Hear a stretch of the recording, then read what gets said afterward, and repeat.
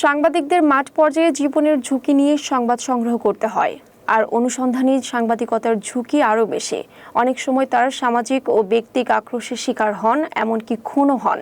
আইন শৃঙ্খলা বাহিনী, রাজনীতিবিদ, আমলা সাংবাদিকদের বিরুদ্ধে মামলা ঠুকে দেয়, হয়রানি করে। এছাড়া রাজপথে সাংবাদিকদের পেটানো কোনো অস্বাভাবিক ঘটনা নয়।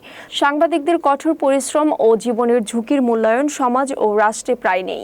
এসব বিষয় তুলে ধরে বৃহস্পতিবার 13ই মার্চ কক্সবাজার জাতীয় সাংবাদিক সংস্থা, কক্সবাজার জেলা কমিটির উদ্যোগে দোয়া ও ইফতার মাহফিলে বক্তৃতা দেন স্থানীয় সাংবাদিকরা। প্রধান অতিথি ছিলেন প্রেস ক্লাবের সভাপতি মাহবুবুর রহমান। বিশেষ অতিথি ছিলেন কামাল হোসেন আজাদ ও ইকরাম চৌধুরী টিপো। সাংবাদিকতা ও সংগ্রামের বিশেষ অবদান রাখায় সাংবাদিক মোহাম্মদ ওসমান গনিকে গোল্ডেন অ্যাওয়ার্ড প্রদান করা হয়।